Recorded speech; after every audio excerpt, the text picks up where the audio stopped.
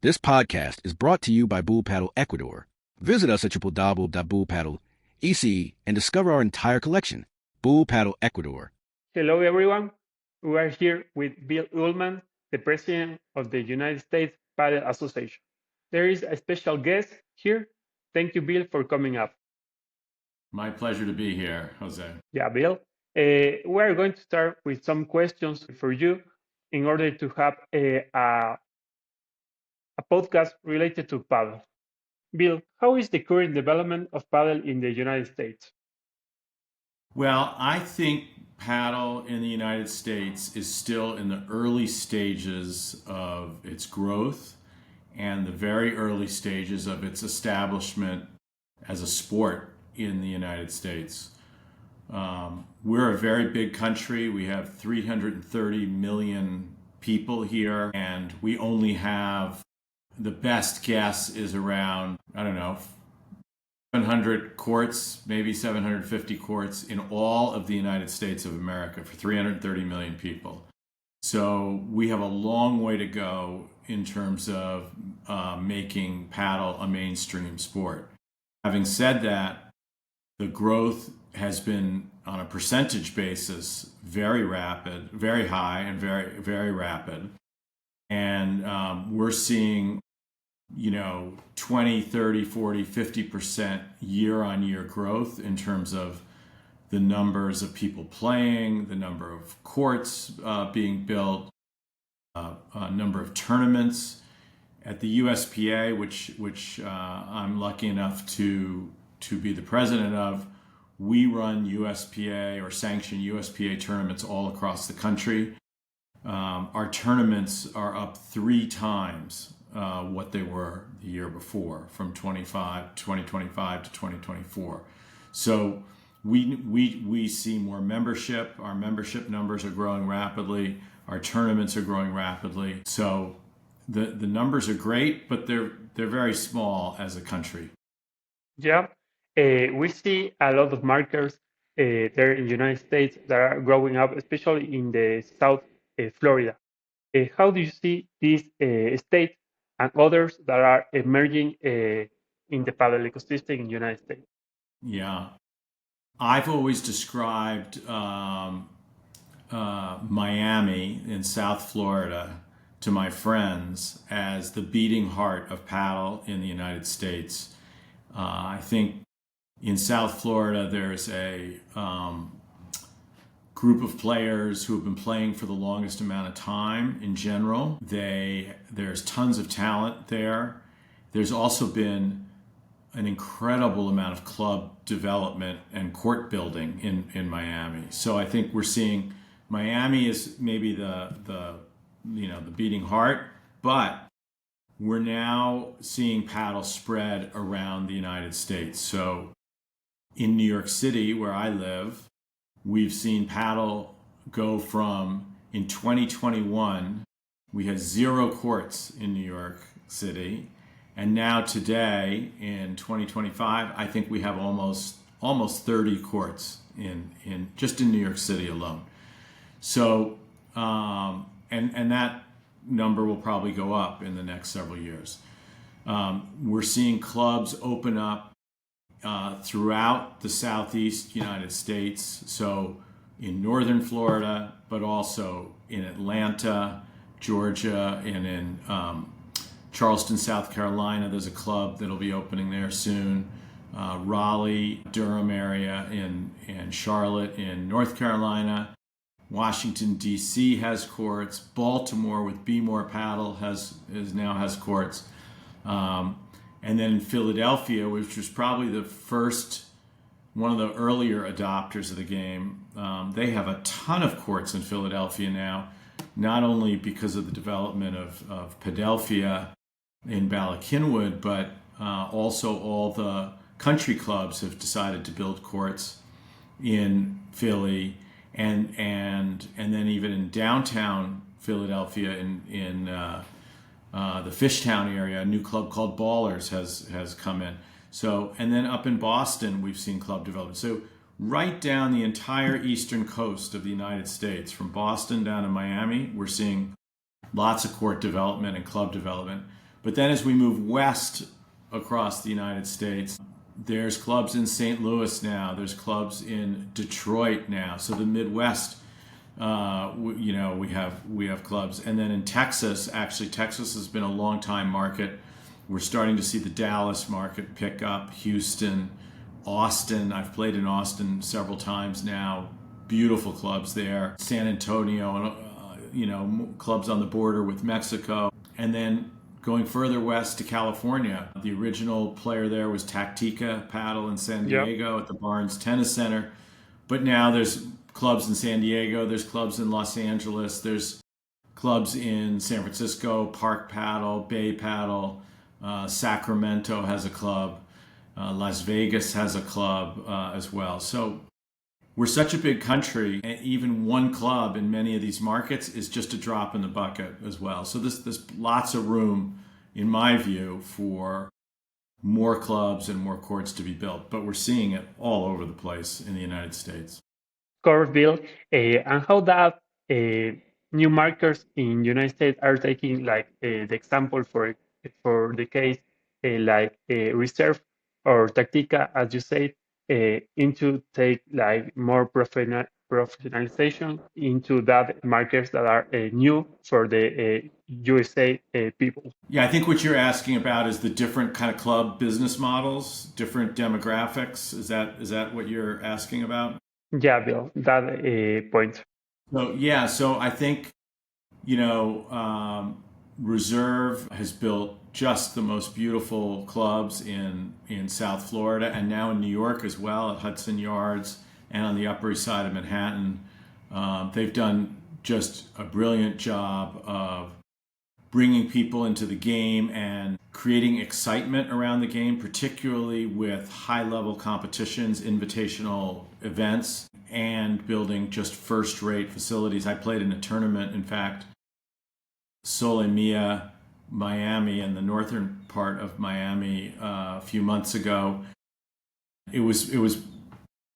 It could be my favorite club in America. I mean, it was just gorgeous, huge, high ceilings, indoor courts, outdoor courts, and just beautifully appointed facility. Again, back to the United States is a big country, and we have lots of different types of people here, and different price points, different market, socioeconomic demographics, and so there's room for all sorts of different business models in the United States. And I think we're going to see clubs that focus more on the high end and the kind of the well-to-do customer.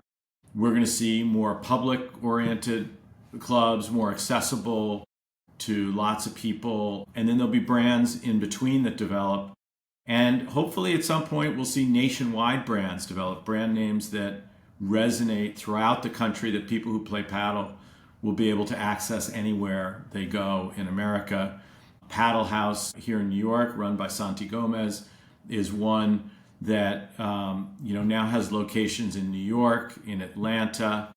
I think they're going to open in Dallas and in Denver as well. They have Nashville already up and running. So they're stringing together a group of clubs around the country and building a brand for themselves very successfully as well. So I think there's room for all of it. I mean, which is one of the great things about America. We have lots and lots of opportunities, lots of different socioeconomic and different types of customers here. So, which is great. Of course, in other side, how do you think the competition like the Miami Premier Padel that has been done in March, or the PPL that is playing now in New York, or the Reserve Cup, or the other events that are helping to introduce padel to the United States for market, are helping to promote the padel all around the country. There's no question that these events and other events are promoting the game and introducing the game at a very high level to a lot of people. And that's very helpful to growing the sport. It's helpful to bring sponsors and dollars into the sport. But the everyday play that's going on out there, I think, is really happening just at the club level. People love paddle. They love playing. They love hitting it off the walls. They love how it doesn't take too long to get a rally going with their friends. And it's really the playability and the excitement of playing the sport that is, to me, what is so exciting. I think the professional game, it will come to America and it will grow here. I've noticed in Europe it's amazing because they're filling stadiums to watch people play. And that says something about the excitement of just visually watching the sport. But they've had longer period of time to develop the interest in paddle, the fan base, the understanding of who Tapia is, or who Galan is, or who LeBron is. Like, those names don't really mean much in the grand scheme of the United States yet. I hope they do someday, and no offense to them at all, because I've watched them play and they're brilliant. And I'm going to go tonight to the PPL in New York, and I'll be there on Saturday night as well. And it's an amazing event and well run and great players and great matches.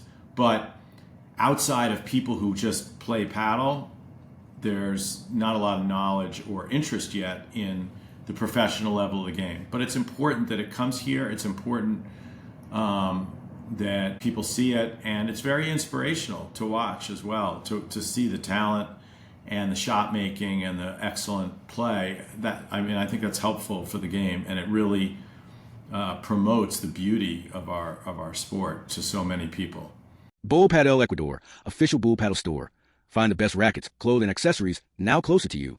Linking to that, Bill, how much has the establishment of Arturo Coelho in the United States this year impacted to the paddle scene in the United States? How do you see that? I don't see that as very impactful yet. It may be important to some people in Miami and to others, but again, the names of a particular pro, it probably means something to people who are very knowledgeable about the sport, but to the broader audience of America, I don't know if it has that much of an impact or not. That's going to take some time. It's going to take some time, right? It'll take some time. The more important thing in terms of growth of the sport is entrepreneurs investing in clubs and building courts around the country. That will grow the game. That will help the game the most in terms of growth. Okay, so another question is, what is the USPA doing to help development the American paddle players who are selected, for example, FIP events such as the Junior World Cups, teams, and other events? Yeah. Well, it starts with the USPA developing coaches, the USPA making selections for our international teams. We have a series of events, whether it's the American Games, the Absolutes, the World Games, where the U.S. is sending teams to those events. We've gone from, as an organization, very little support for those teams financially to some support today. We need to be doing more, but that will come with more membership and greater financial resources and more sponsors over time. We invest in the game in terms of juniors. We provide grants to clubs to teach and coach juniors. We now have a new initiative at Padel X in Miami to create, working with them for some of our elite juniors players and getting them training. We promote the game all around the United States, and we offer our members lots of value by promoting tournaments, by offering them discounts at all sorts of vendors, paddle-related vendors and other vendors around the country. And the more value we can provide to our membership, the more it's going to grow. We've held for the second year in a row our United States Championships. It's only the second time. It's hard to believe. We've only had 2 U.S. Opens in the United States in paddle. And this year it was probably up 100% from last year in terms of participation. We had 3 times the prize money available to players, which creates more interest and more talent coming in, which creates more players over time and better players. So we're doing all sorts of things, whether it's at the elite level or whether it's at the grassroots level or the junior level, to support the game. So, by this side, how do you think you are, like United States, far away or closer to compete to markets that are more mature? For example, like Sweden, France, that are not the most important, but are the ones that are competing with Yeah. Spain or Argentina. I think we are years, if not a decade at least, away from being competitive with the best countries out there. Last weekend we had an experience. A United States team played against the British team in the Anglo-American Paddle Cup, and the U.S. came away the winner of the cup, but it was razor thin. It was very close. So I would say England and the United States are kind of parallel with each other. We're at the same level, but neither England or the United States is as good as France or Italy, or certainly not Spain, not even close. And we're not even close yet to Argentina and some of the other Latin American countries. So I think we're getting there. I think it's just going to take time for us to get to the levels of these other countries. And, maybe we'll never get there, but I think we'll end up producing some players and pairs that are competitive. Yeah, for example, one lady that is competitive all around the world is Brittany Dawkins, a great example of your market. No, Britt is a wonderful representative of the United States of paddle. But, she trains in Spain. She's training with the best coaches, and she's surrounding herself, with the best competition. And it's very hard to get that in the United States right now, what she's able to do in Spain, which I think it's great. I think she's a great supporter of the United States paddle efforts, and comes back to play in the U.S. Open the last 2 years, which is amazing. And I'm very grateful. I think the USPA is very grateful to her and all that she does. But we have some women that are amazing players in addition to Britt. We have some men that are amazing players in addition to Britt. So it's coming. You can feel it out there, but we're just not there yet at the top level of the game. Another question, Bill, is how do you think that the United States are making the correct steps to get the paddle to the Olympic status? That is the most important step that the paddle needs to take. Well, I might take a little issue with your question that the Olympics is the most important step. I think that there are many sports included in the Olympics that I don't think should be Olympic sports. And there are many sports out there that aren't included in the Olympics that I think should be. So the Olympic Committee, the IOC, is going to do what it's going to do, and I have my own opinions. What I can say is that the United States would be very supportive of an Olympic effort, and we're trying to do everything within our organization as a national governing body to make it consistent with and following all the guidelines and rules of the Olympic movement. So we want, in terms of our board and our board composition, we're going to be going through some bylaw changes this year to make sure, for example, we have elite athlete representation on the board at all times and on all of our important committees. And this is consistent with what the IOC and the U.S.